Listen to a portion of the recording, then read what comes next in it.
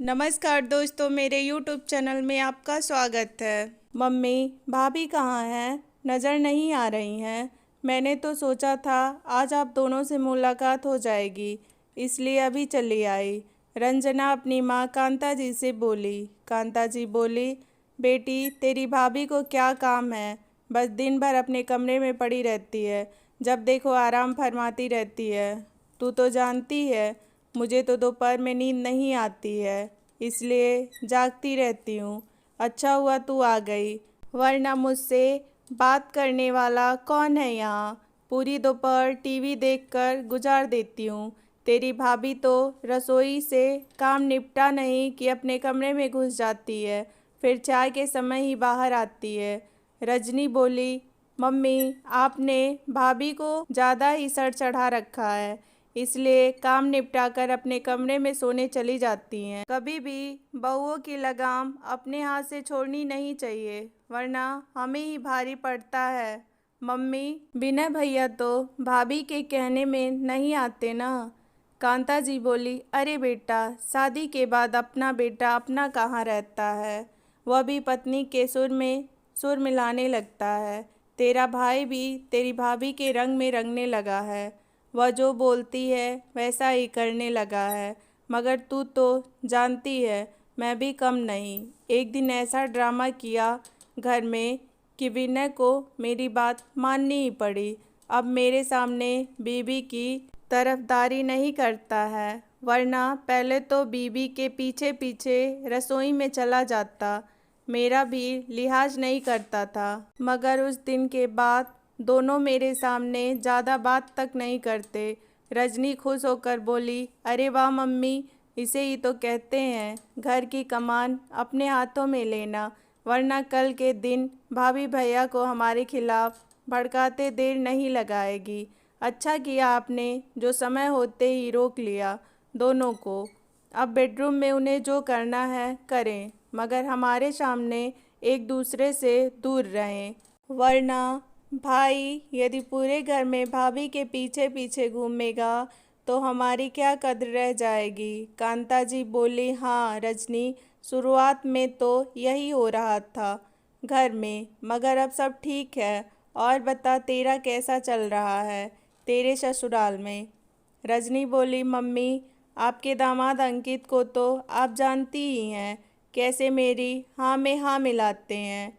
बस उनका साथ है तो ससुराल में दिल लग जाता है, वरना मेरी सास और ननद को तो आप जानती ही हैं। अंकित के सामने तो सास और ननद को भी चुप बैठ जाना पड़ता है। मम्मी, अंकित मेरी बुराई बिल्कुल नहीं सुन सकते। कांता जी बोली, अंकित जी तो बहुत अच्छे हैं, मैं जानती हूँ बेटा, वे तुझे कोई तकलीफ़ नहीं होने देंगे। और रही तेरी सास और ननद की बात, जब पति साथ दे तो वे क्या बिगाड़ लेंगी। मैं बड़ी किस्मत वाली हूँ जो मुझे ऐसा दामाद मिला है जो मेरी बेटी को खुश रखता है। रंजना और कांता जी बातें कर ही रही होती हैं कि अंदर से रुचिका आ जाती है और कहती है, अरे दीदी आप कब आई? कांता जी कहती हैं, जब तू अपने कमरे में आराम फरमा रही थी। रंजना तो कब की आई हुई है, मगर तुझे फुर्सत ही कहाँ तेरे कमरे से निकलने की। रुचिका बोली, मम्मी मैं अभी आधे घंटे पहले ही तो सोने गई थी, आप तो जानती ही हैं आज काम वाली बाई ने भी छुट्टी ले ली, जिस वजह से घर का काम बहुत ज़्यादा था। रंजना बोली, भाभी यह सब छोड़ो और यह बताओ इस बार आप लोग मुझे क्या गिफ्ट दोगे? रुचिका बोली, दीदी गिफ्ट तो आपके भैया ही देंगे, मैं थोड़ी नौकरी पर जाती हूँ। कांता जी बीच में ही रुचिका को टोकते हुए बोली, बेटा विनय तो रंजना को गिफ्ट देते रहता है, इस बार रंजना तुमसे गिफ्ट मांग रही है तो रुचिका तुम्हारा फ़र्ज़ बनता है कि तुम रंजना को कुछ गिफ्ट दो। रुचिका बोली, मगर मम्मी जी मैं। कांता जी बोली, अरे तेरे मायके से जो तुझे सोने की अंगूठी आई है अभी हाल ही में वही दे दे। रुचिका बोली, वह अंगूठी तो मेरी माँ की आखिरी निशानी है। मम्मी जी आप जानती हैं अभी 1 साल पहले ही माँ का देहांत हो गया, तब माँ ने भाई भाभी से वह अंगूठी मुझे देने के लिए कहा था। रजनी बीच में ही बोली, मुझे वैसे भी सोने की अंगूठी वंगूठी नहीं चाहिए मम्मी, आजकल तो डायमंड का ज़माना है, इस बार तो मुझे गिफ्ट में डायमंड ही चाहिए। कांता जी बोली, तू फिक्र मत कर बेटा, इस बार तेरी भाभी अपने मायके से गिफ्ट में डायमंड ही मांगेगी। रुचिका, तुम अपने भाई से गिफ्ट में इस बार डायमंड मांग लेना और कह देना कि तुम्हें तुम्हारी ननद को गिफ्ट करना है। रुचिका बोली, मम्मी जी, मैं रजनी दीदी के गिफ्ट के लिए मेरे मायके वालों को तो परेशान नहीं कर सकती ना। शादी के इतने सालों बाद भी मैं अपने मायके से चीज़ें मांगूं, अच्छा लगता है क्या? कांता जी बोली, इसमें अच्छा लगने की क्या बात है बहू, ससुराल वाले तो बहू के मायके से मांगते आए हैं और मांगते रहेंगे। रुचिका बोली, आज के ज़माने में ऐसे खोखले विचार कोई नहीं रखता मम्मी जी, मैं रसोई से आप लोगों के लिए चाय नाश्ता लाती हूँ। रुचिका के रसोई में जाने के बाद रजनी कांता जी से बोली, देख मम्मी कैसे ज़बान चलाती है भाभी। कांता जी बोली, हाँ बेटा देख रही हूँ, उसे तो मैं बाद में बताती हूँ, तू फिक्र मत कर, इस बार तुझे डायमंड ज़रूर दिलवाऊंगी। रुचिका रसोई में आकर रो पड़ती है और उसे अतीत की सारी बातें याद आ जाती हैं, जब वह घर में पहली बार दुल्हन बनकर आई थी। रजनी को जब घर वालों ने बोला कि वह भाभी के आए गए सामान में अपनी पसंद का कुछ भी उठा सकती है, तब रजनी ने रुचिका की 2-3 भारी भारी साड़ियाँ उठा ली। तब कांता जी भी सभी रिश्तेदारों के सामने यही बोली थी कि देखो मेरी बेटी की पसंद कितनी अच्छी है। रुचिका की माँ ने कितने प्यार से दी थी वो साड़ियाँ रुचिका को, मगर रजनी ने वह साड़ियाँ लेने से पहले एक पल भी ना सोचा। यह सिलसिला यहीं ख़त्म नहीं हुआ था। रजनी जब भी मायके आती, अपनी भाभी रुचिका के मायके से आई हुई चाहे कितनी भी महंगी चीज़ क्यों ना हो उठा ले जाती और कांता जी भी बेटी का पूरा साथ देती। विनय ने रुचिका के साथ ऐसा व्यवहार होते देख अपनी माँ कांता जी कहा भी, मगर कांता जी ने बात का बतंगड़ बना दिया और कहने लगी, उसे तो बीवी का रंग चढ़ गया है, कल की आई हुई लड़की का साथ देने लगा, हमारा बेटा तो अभी से इसे माँ और बहन गलत लग रहे हैं और बीबी सही लग रही है। बस वही आखिरी दिन था जब विनय ने रुचिका का साथ दिया था। अब विनय रुचिका का साथ भी नहीं दे पाता था, क्योंकि वह घर में बात को बढ़ाकर घर की शांति भंग नहीं करना चाहता था। रजनी की 10 वर्षीय बेटी लावण्या हमेशा अपनी मम्मी का यह व्यवहार देखती। एक दिन वह अपनी मम्मी से बोली, मम्मी, मामी को कितना बुरा लगता होगा, आप हमेशा उनकी महंगी महंगी चीज़ें उठा लाती हो, उन चीज़ों पर तो सिर्फ मामी का हक है, क्योंकि वे चीज़ें उनके माता पिता ने उनको दी है। रजनी बोली, बेटा मैं इस घर की बेटी हूँ और घर की बहू की चीज़ों पर बेटी का हक पहला होता है, इसलिए मैं जो चाहूँ अपने मायके ले जा सकती हूँ। मायके में बेटी का स्थान बहू से ज़्यादा महत्वपूर्ण होता है। रुचिका यह सब सुन सन्न रह गई थी। रुचिका शादी से पहले नौकरी करती थी, मगर शादी के बाद कांता जी बीमार रहने लगी, जिस वजह से उसे नौकरी छोड़नी पड़ी। पूरे दिन घर के काम करने के बाद रुचिका दोपहर में आराम करने जाती, वह भी कांता जी को अखरता था। पूरा दिन खड़े रहकर रुचिका के पांव रात तक सूज जाते थे, मगर कांता जी को कभी रुचिका का दर्द नहीं दिखाई देता था। पूरा समय घर के काम करने के बाद भी कांता जी बेटी रजनी से बहू रुचिका की बुराई ही करती और रजनी भी बराबर आग में घी डालने का काम करती। कांता जी का श्रेय पाकर रजनी भी भाभी रुचिका की इज्जत नहीं करती थी। हाँ, बस गिफ्ट मांगने बराबर चली आती। अरे अभी तक चाय नाश्ता बना या नहीं, कांता जी चिल्लाई। कांता जी की आवाज़ से रुचिका वर्तमान से लौटी। और रुचिका ने जल्दी जल्दी चाय कप में भरी और नाश्ता प्लेट में निकालकर बाहर ले गई। कांता जी बोली, रजनी, मैं नहीं कहती थी हर काम आराम से करती है। अब देख, चाय नाश्ता बनाने में ही कितना समय लग गया इसे। रजनी ने चाय नाश्ता किया और ससुराल के लिए रवाना होने लगी। फिर जाते समय बोली, भाभी इस बार डायमंड याद रखिएगा। रुचिका कुछ बोली नहीं, क्योंकि अपने भाई भाभी से ननद के लिए उपहार मांगना उसे सही नहीं लग रहा था। 2 दिन बाद कांता जी का बर्थडे था, जिसमें रजनी भी मायके आई। रजनी को आज उदास देखकर कांता जी बोली, क्या हुआ बेटा, आज तेरा चेहरा क्यों उतरा हुआ है।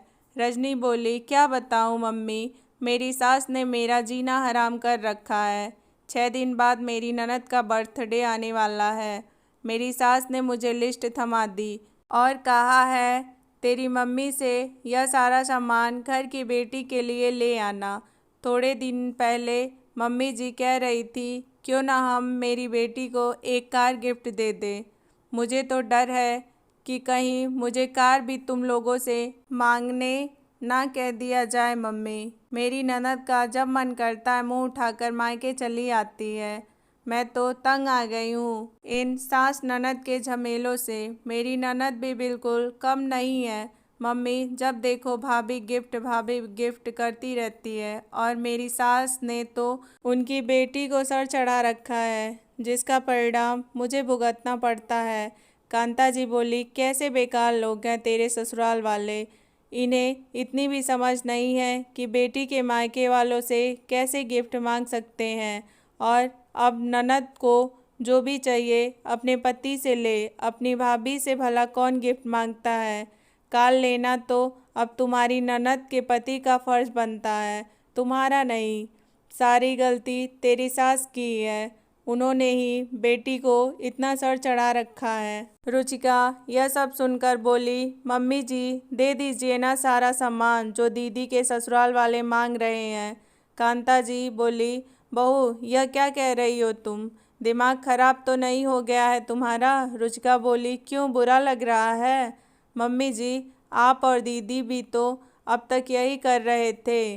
अब जब अपनी खुद की बेटी की बारी आई तो आपको यह बात समझ में आई कि बेटी के मायके से कैसे गिफ्ट मांगे जा सकते हैं। बहू भी तो किसी की बेटी है। मम्मी जी, आप लोग हमेशा मेरे बारे में बातें करते हो कि मैं दिन भर कुछ नहीं करती, बस आराम करती हूँ। मगर मम्मी जी, आप यह भूल जाती हैं कि मैंने सिर्फ नौकरी आपके बीमार रहने के कारण छोड़ी ताकि आपकी सेवा कर पाऊँ।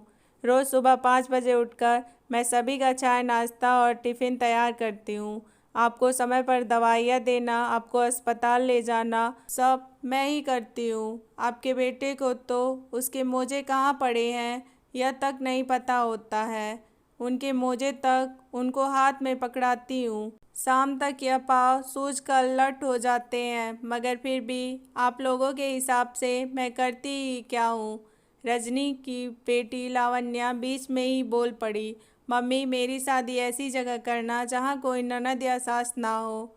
मुझे हमेशा मामी को देखकर बहुत बुरा लगता था जब आप उनके गिफ्ट के नाम पर उनकी माँ की दी हुई चीज़ें ले लेती थी और नानी और आप फिर भी मामी की बुराई करती रहती हो। लावण्या के मुंह से ऐसे सब सुनकर रजनी का दिमाग सुन पड़ गया और रुचिका भी तो बिल्कुल सही कह रही थी। आज बहू रुचिका ने सास और ननद की आंखें खोल दी थी। जो चीज़ लावण्या जैसी छोटी बच्ची को समझ आ गई थी वह कांता जी और बेटी रजनी को बहुत देर बाद समझ आई थी। रजनी बोली, भाभी आप इतने सालों से बर्दाश्त कर रही हैं, मगर फिर भी कभी आपने अपनी जबान नहीं खोली। भाभी आज आपने और लावण्या ने मिलकर हमारी आंखें खोल दी है। भाभी मुझे माफ़ कर दीजिए। मम्मी, जो चीज़ मेरे ससुराल वाले मेरे साथ कर रहे थे, यदि वही चीज़ हम भाभी के साथ करेंगे तो हम में और उनमें क्या फ़र्क रह जाएगा। कांता जी भी बोली, हाँ बहू मुझे भी माफ़ कर दे, मैं भूल गई थी कि बहू भी किसी की बेटी है। आज अपनी बेटी को दुखी देखा तो तेरे दुख का एहसास हुआ। रुचिका बोली, मम्मी जी, दीदी आप लोगों को अपनी गलती का एहसास हुआ, मेरे लिए यही काफ़ी है। आप लोग बैठिए, मैं आप लोगों के लिए खाना बनाती हूँ। रजनी बोली, भाभी मैं भी इस घर की बेटी हूँ, कोई मेहमान नहीं।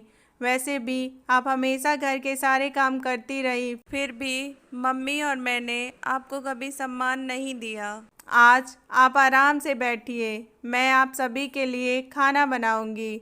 घर में खुशनुमा माहौल था। बरसों बाद रुचिका को घर में वह सम्मान मिला था जो हमेशा बेटी को मिलता आया था। दोस्तों, अक्सर घरों में देखा जाता है कि घर की बेटियों के आगे बहुओं की कीमत कुछ नहीं समझी जाती, मगर लोग यह भूल जाते हैं कि आप जैसा दूसरों की बेटी के साथ करते हो, वैसा आपकी बेटी के साथ भी हो सकता है। इसलिए बहू और बेटी में भी कभी भेदभाव ना करें, दोनों को समान दर्जा दें। एक इस घर से विदा हुई है तो दूसरी इस घर में आपके लिए आई है। दोनों ही आपके घर की लक्ष्मी हैं। इस कहानी को लेकर आपकी क्या राय है, कमेंट बॉक्स में ज़रूर दें। वीडियो पसंद आए तो वीडियो को लाइक शेयर सब्सक्राइब करें। Thank you.